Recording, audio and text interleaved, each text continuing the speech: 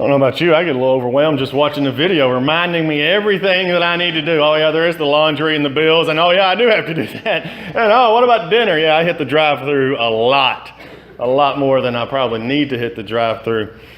But we are in a series, we did begin it last week, called Overwhelmed. And we started last week and we learned, and I think we already knew this, that life can easily become overwhelming. Especially when you think about all the things that you have to do. And I know we come to church because we want to get rid of thinking about those things, but I remind you a little bit last week and today. And we talked about last week that overwhelming circumstances will always be overwhelming if you allow them to be. All right, overwhelming circumstances will always be overwhelming if you allow them to be. And so we're talking about how we can overcome those overwhelming circumstances that we have in our life. And I think we learned last week we've all been there. We've all experienced that feeling. And so this comes from the book by Perry Noble called Overwhelm. And Perry Noble, and we're doing the Bible study on Sunday nights, and I really encourage you to come back for that. Everybody that was here last Sunday, I've had people say, listen, I don't want to miss. I've got this going on, but we want to be here for Sunday nights. It's just something different when you're here Sunday night than it is Sunday morning, mainly because you don't have to listen to me preach. But I thought I'd get an amen or something.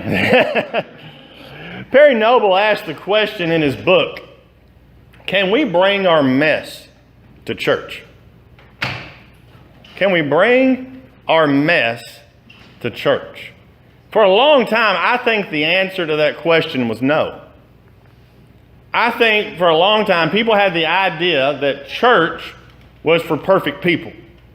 And that people who came to church, if you didn't act like they acted, lived how they lived, dressed how they dressed, did what they did, then you probably weren't considered to be a part of the church. And people would come and they would see that and people would recognize it and you say, you know what, I don't belong there. And because they'd see I'm trying to get my life together, but I'm just not like those people. And so they would be overwhelmed by that. And they didn't think that they belonged in church. And the problem a lot of times in the church is that sometimes there's far too many people that come to church not to meet with Jesus, but simply to make an appearance. And that's the wrong reason for us to be at church. And it's interesting, originally the church was a place where grace was both received and given. And we've all of us that have been saved, we've received the grace, but for a long time people had a hard time giving the grace to other people because they didn't act like I act, and they don't do like I do, and they don't think like I think, and I think they should do better. And so we don't give them the grace that God has given us. And I think you and I know that every person needs grace. Every person that's here this morning and every person that's not here this morning, we all need grace. And some need it more than others. And sometimes we need it more than other times. The chances are you messed up this week. Chances are you did or said something that you shouldn't have done, starting here. Chances are you've probably already messed up today. I know what it's like on Sunday mornings. You think it escapes my house Sunday mornings? I know you come to church and you put the smile on your face, but I know in the car you were like, when we get out of church and when we get back home, I'm going to have a talk. Have you been there? And then you get out of the car, you shut the door. Hey, good to be here with you this morning. God bless you. Life has been so good. Y'all laugh because you know that it's true. But you know what? We try to leave our mess in the car, don't we? But why can't we bring that in here? Why can't we bring our mess to church? A lot of times it's because we're afraid of what other people are going to think. That if I show them my mess, they're not going to think good of me. But the reality of it is when we see other people's messes, we should realize, hey, I've got a mess myself. You think that's bad? I think that's what I would do. If you showed me your mess, I'd be like, psh, that's nothing. You should see what I have. You should see my mess. Because listen, I have a mess from time to time in my life. And I know what it's like. And I think we need to get to the point at church where we're just real. That we just quit with all the putting on the show. Every person needs grace. And the perception has been for church that it's for perfect people. And we know that it's not true. And I think a lot of people will carry this slogan with them. Fake it till you make it. Right? Isn't that what a lot of people will do in church? I'll just fake it. I'll just act like I read my Bible every day this week, and then I prayed 7 times a day, and then I gave money not only to church, I gave it to other people too. I was just that holy this week, and people will just fake it. But if you look in the book of Acts, you look at the church back then, it wasn't that way. It was more like a family. And you know what a family is? You're real when you're around your family, are you not? My kids, they know me, not just on Sundays. They know the Monday through Saturday, Jeremy. The Monday through Saturday, Dad. They've seen my ups and they've seen my downs. They've seen me lose my patience. They've seen me get overwhelmed. They've heard me say things that I shouldn't have said. That's the real life. And that's what we all experience. And that's what family should be. And there's 2 problems basically with faking it. One, chances are your issues are going to get found out by someone in the church. And when they do, guess what? You become a part of the gossip and the rumor mill. And everybody gets to start talking about you because you made a mistake. And it's not because they haven't made mistakes, it's just because theirs haven't been found out. The second problem, a lot of times, is that you begin to see other people and you think, well, they don't have problems. And you get overwhelmed by faking it.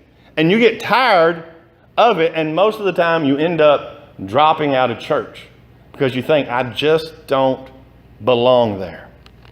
And just because you and I are saved from the penalty of sin, it doesn't mean that you and I escape the effects of sin. It's still around us every day. And the goal of church isn't for people to think we're perfect. Rather, it's about us learning how much more we need Jesus every day and every week and learning to lean on Him. I mean, the closer we get to Jesus, the more we should realize how sinful we are. It's not the closer we get to Jesus, the more righteous we are. And when you get close to Jesus, you're going to start seeing how dirty you are. Because when you're around holiness, it changes the perspective of what you see yourself. Listen, church should be a place for healing, not for camouflage. Not for hiding. I mean, you can wear camouflage if you want. Thomas is wearing camouflage today. Nothing wrong with wearing camouflage. But just don't camouflage your mess. Listen, church should be a place when we're overwhelmed that we run to it, not away from it. And you know what? One of the big things that it's hush-hush when it comes to church, that people don't want to talk about it. People don't want to admit it. It's depression. Depression is a real thing. It's one of those things that we try to hide and camouflage, but there are many believers. Do you hear me? There are many believers, people that are showing up to church on Sunday mornings that's dealing and struggling with depression. It's a real thing. And rarely do you hear sermons about it. How many sermons have you ever heard the preacher talk about depression? Why? Because it's messy. And there's people in the church that'll make, those righteous, holy people, that'll make the statement, well, if you're really saved by God, you wouldn't be depressed. Really? Just because I'm saved doesn't mean I can't get overwhelmed, doesn't mean I can't be depressed, doesn't mean I can't have bad days. You realize biblical giants had bad days? Y'all ever heard of a guy, he's in the Bible, maybe you've heard of him, maybe you haven't. Moses? You ever heard of Moses? He's kind of well known. I mean, Moses was a godly man. I mean, God talked to Moses as if he was a friend. I mean, that's pretty close to God right there. But Moses Moses led the people of Israel out of Egypt. I mean, called the plagues down, parted the Red Sea. I mean, that's pretty godly. But look at what it says in Numbers chapter 11, verse 14. This is Moses talking. I cannot carry all of these people by myself. The burden is too heavy for me. Ever been there? I can't do this anymore. I need some help. Look, he says, talking to God, if this is how you're going to treat me, please go ahead and kill me. If I have found favor in your eyes, and do not let me face my own ruin. Moses said, God, go ahead and kill me. That sounds like a bad day right there. That sounds like a guy that's pretty overwhelmed. And it's Moses. You say, well, that's just one person. I knew you would say that. That's why I got two people. Look at Elijah. Y'all know who Elijah is? Elijah was the prophet. Elijah was so close to God that he called fire down from heaven and consumed the sacrifice. I mean, how cool would that have been to see? It'd been a little scary probably. And here's Elijah, and he does this, and Elijah has this big victory for God. I mean, he's right there with God. And then the next day, he's on the run for his life because he's afraid. And the Bible says in verse 4, 1 Kings 19, go back and read these stories. The last part of the verse, it says this: he came to a broom bush, sat down under it, and prayed this, that he might die. I have had enough, Lord, he said. Take my life. I am no better than my ancestors. If these people can reach that point, who God chose, don't you think that you and I can reach this point as well?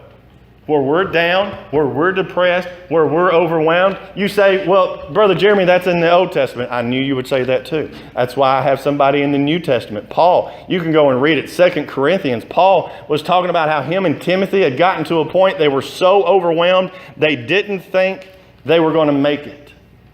It's in the Old Testament. It's in the New Testament. And guess what? It's here. We deal with it. I think I saw a stat that the depression and depression medicine's up 400% in America. 400%. That's going to hit some believers. That's going to hit some Christians. Those of us that feel overwhelmed.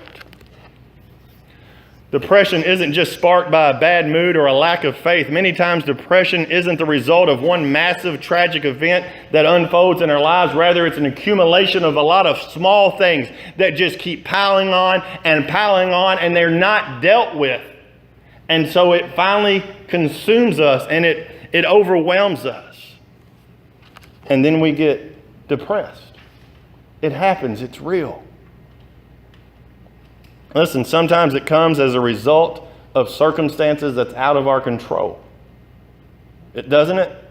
Sometimes things happen in our life that, man, we couldn't stop it. It was coming. I didn't see it coming, but it got here. And it was out of our control. And that's what Daniel, we're going to look in Daniel chapter 2 this morning. That's what Daniel is getting ready to experience. I mean, here's Daniel, a godly man, and he's getting ready to experience some overwhelming circumstances that were out of his control. But I want you to know this morning that if you're that person dealing with depression, or if you're dealing with those feelings of anxiety and being overwhelmed, I want you to know that there's hope. Isn't that good news? Isn't that good to know that, man, I don't have to stay in this state, and that I'm not the only one that's in this position? We started last Sunday night that small group thing, and we remember that list of 10 questions, and the question was, how many of these can you relate to? And I think a lot of times there's probably people that were looking at those, and they were probably saying, you know what, I relate to 6 of those, or 7 of those, or 8 of those, but I don't want to tell anybody. Because a lot of times we'll speak up and say, well, I relate to 2 of those or 3 of those, and you're probably sitting there thinking, well, that's not me. And we're afraid to speak up. But I want everybody to know that it's okay to not be okay sometimes. So let's look at Daniel this morning, Daniel chapter 2. I want you to understand there's hope. So to give you a little bit of background, we're going to be talking about King Nebuchadnezzar. I might call him Nebi every now and then. If you're really close to Nebuchadnezzar, you can call him Nebi. And I want you to understand a little bit of the culture background in that day and time, that when you got tired of a king being your king, it wasn't one of those things where you say, well, we're just going to vote you out and we're going to put a new king in. No, kings were always paranoid because they knew if they were going to be overthrown, that it had to take overthrowing them, and that they were going to be murdered and their entire family was going to be murdered. So kings were a little bit on edge. They weren't very open, all right, being around other people because they feared for their lives a lot of times. And also back in that time, dreams were huge, and the interpretations of dreams were a big deal. And so there were people that specialized in interpreting dreams. I kind of wish I've had that from time to time in my life. I've woken up from some dreams and I'm like, what just happened? And isn't it amazing when you try to tell somebody a dream that it made sense to you when it was happening, but then when you tell it to somebody, you just sound like a ding-dong. You know, I was at my house, but it wasn't my house.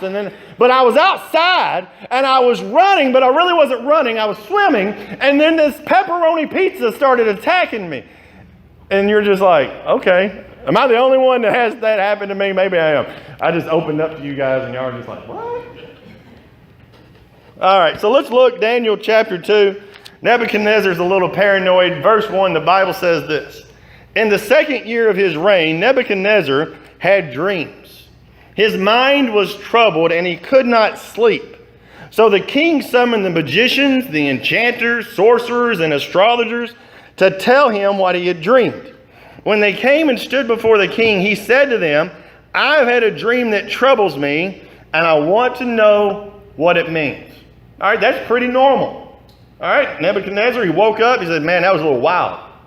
I don't know what's happening here. I need some help with this dream. Verse 4. Then the astrologers answered the king, may the king live forever. Tell your servants the dream, and we will interpret it. All right, that's pretty normal so far, but it's about to get a little twisted. The king replied to the astrologers, this is what I have firmly decided. If you do not tell me what my dream was and interpret it, I will have you cut into pieces and your houses turned into piles of rubble. Wait a minute, what? Oh, Nebi said, listen, you've got to tell me what I dreamed and then tell me what it means. Are you getting that? It was like me coming in this morning and saying, guys, I had the wildest dream. Would you tell me about it? It wouldn't make any sense, and that's what the king's doing. But listen, but if you tell me the dream, so he says, if you can't tell me the dream and you can't tell me what it means, you're going to get cut into pieces. Talk about motivation. Huh? But if you tell me the dream and explain it, you will receive from me gifts and rewards and great honor. So tell me the dream and interpret it for me. Does anyone else see a problem here? I mean, Nebuchadnezzar, he's kind of out there, but he's paranoid. He's worried. He's like, these people are going to lie to me. They're going to tell me what I want to hear. He's worried about them just being yes men and then lying behind his back. Look at verse 7.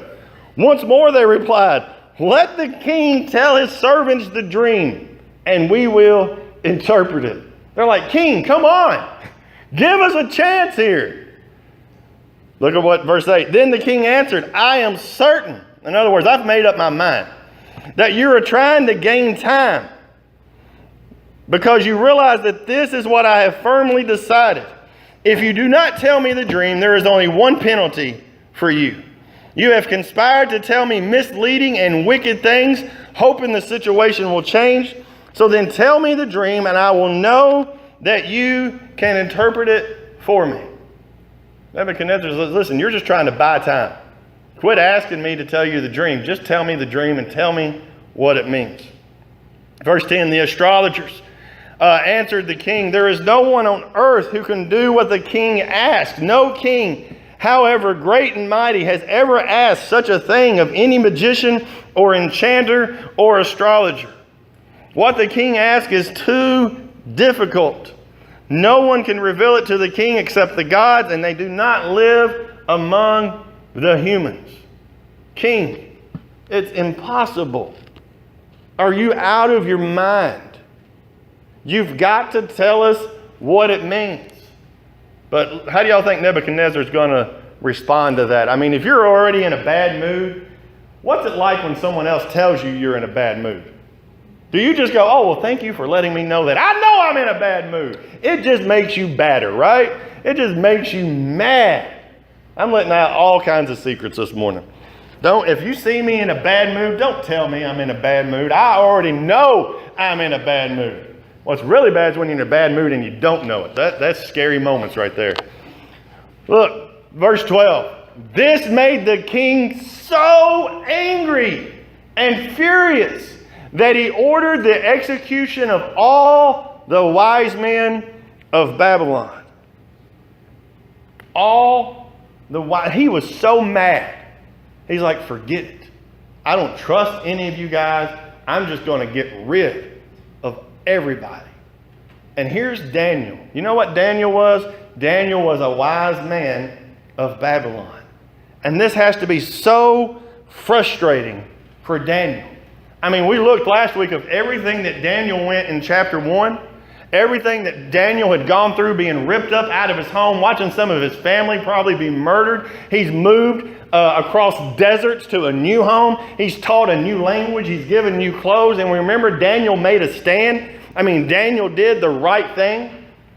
When everyone else was going along with it, Daniel took a stand and he survived that. God delivered him through that circumstance. And it seems like now that everything is finally coming together. You ever been there? You ever got to that point in your life where it seems like, all right, things are easing up a little bit. Things are starting to look good. There's a little bit of money in the bank account. The kids are all healthy. I don't have any practices to take them to. I don't have any of this to go on. The doctor's report was good. I mean, it seems like everything is coming together for your life. And then, boom, it comes.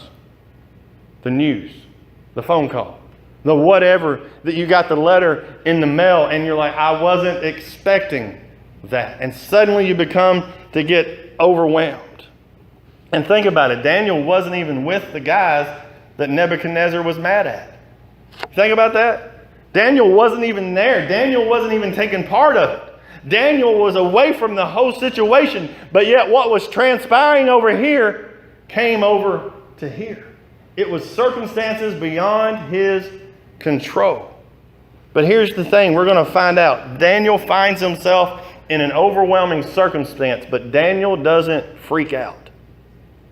Daniel doesn't lose his mind. Daniel doesn't go just crazy.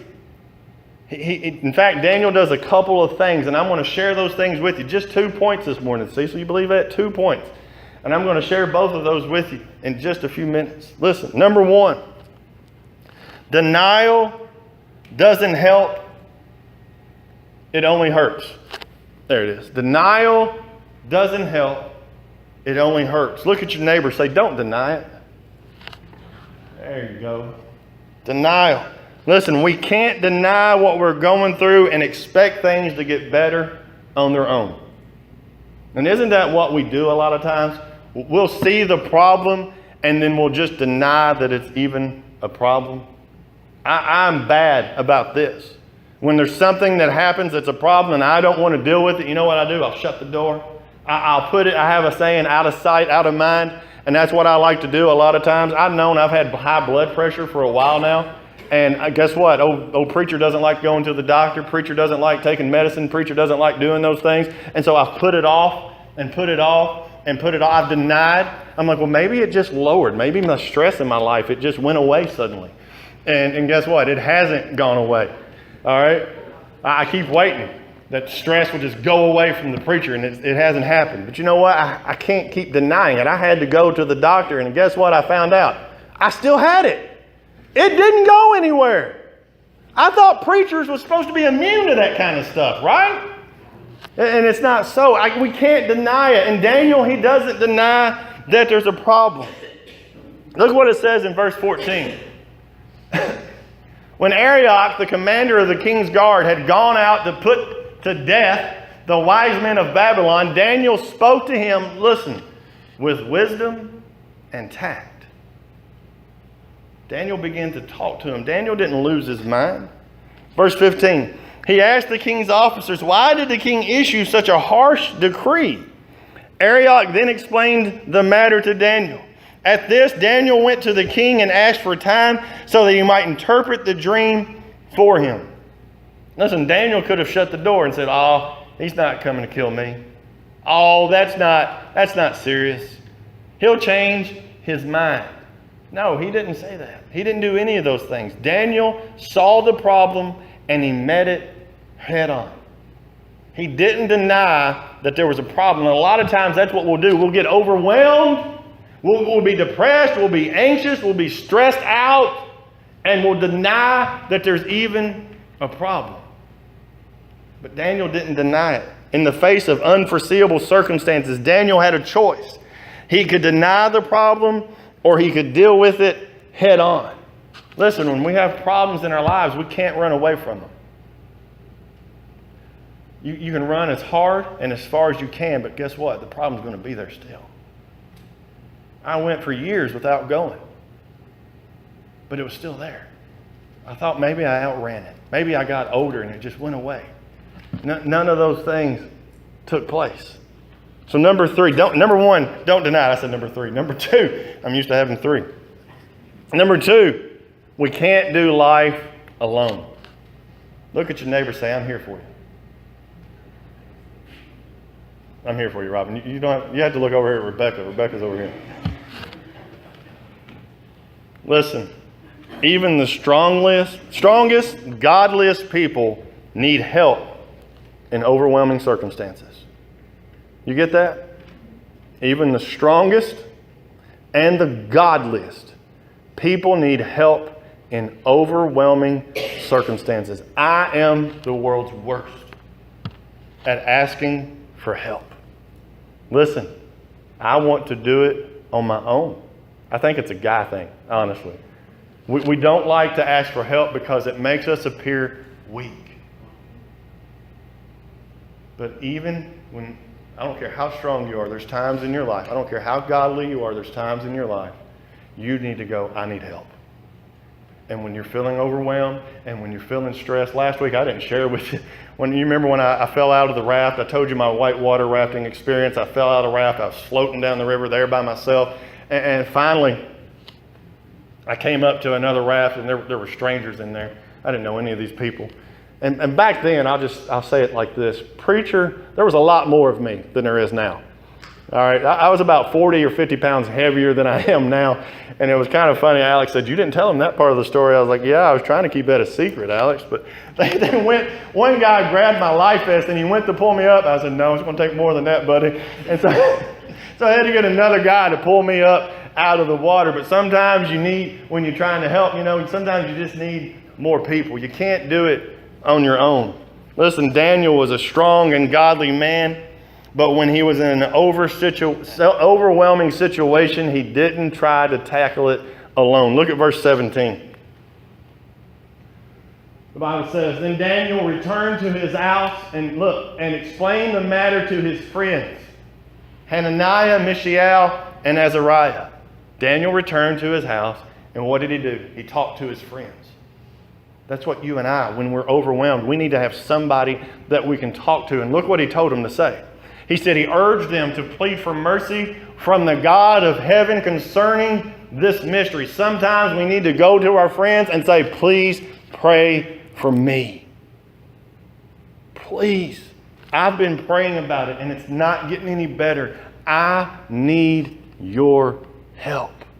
So that he and his friends might not be executed. Wouldn't you pray about that too? Huh? I would get everybody to start praying for me. With the rest of the wise men of Babylon. Verse 19, "During the night the mystery was revealed to Daniel in a vision. Then Daniel praised the God of heaven." Daniel didn't try to do it alone. Everybody needs somebody. Guys, guys, are you listening to me? Men, boys, listen now. Young men. Listen, find somebody in your life that you can talk to. Find somebody in your life that you can open up with. Find somebody in your life that you can say, "Listen, I'm going through some things right now. I just need you to pray for me." And listen, ladies, it's the same thing. Every woman needs a godly woman to talk to. Somebody that you can say, hey, the marriage is struggling right now. Pray for it. Don't go to them so you can run your husband down. I'm not saying that. But go to them saying, hey, we're going through some things and it's hard. Have you been there? Have you experienced what I'm experiencing right now? It's hard. Do you know how I can get some help? Because I want help. Pray for me. Listen, you and I, we weren't meant to do life alone. When God created Adam, what did he say? It's not good for man to be alone. God created us to be a family. Find somebody in your life. Listen, if you ever want to just unload on somebody, you can talk to me. I promise you, it'll go here and it'll never leave. And I promise you this, I'm not going to judge you. I've heard things. Not shocked, not surprised by a lot of things. If you need somebody to talk to, if you're feeling overwhelmed, listen, I'm always here. Get help. All right? Nothing wrong with needing help. That's why I want the church to be a place, not a place of perfection, but rather it's a place that it's okay to not be okay. And here's the thing. Oftentimes when we're going through overwhelming circumstances, a lot of times we'll pray, God, pull me through from this. But instead of praying that God will pull us from it, we need to start praying, God, would you deliver me through it? We've got to go through the circumstance. We'll see it again next week. Really, you have to go through the fire sometimes. But we need to be delivered through it, not from it. Because God wants to reveal himself to us through that. And so what did God do for Daniel? I'll tell you this real quick. God revealed himself, gave Daniel a greater view of himself. Daniel saw who God truly was. Look at verse 20 and we'll finish up. He said, and praise be to the name of God forever and ever. Wisdom and power are his. It kind of sounds like a song we just sung. He changes times and seasons. He disposes kings and raises up others. He gives wisdom to the wise and knowledge to the discerning. He reveals deep and hidden things. He knows what lies in darkness and what dwells, and light dwells with him. I thank and praise you, God of my ancestors. You have given me wisdom and power. You have made known to me what we asked of you. You have made known to us the dream of the king. Listen, God delivered Daniel through the overwhelming circumstance. And he can do the same for you today. He did it back then, and he can still do it today. God is the same yesterday, today, and tomorrow. I encourage you, go back. I'm not going to read the rest of the chapter to you. Go back and read Daniel chapter 2. See what God does for Daniel. He goes to the king. He tells him the dream. And even the king begins to praise God. The pagan king begins to praise our God because of what Daniel did. He overcame the overwhelming circumstance. Brother Cecil, come lead us.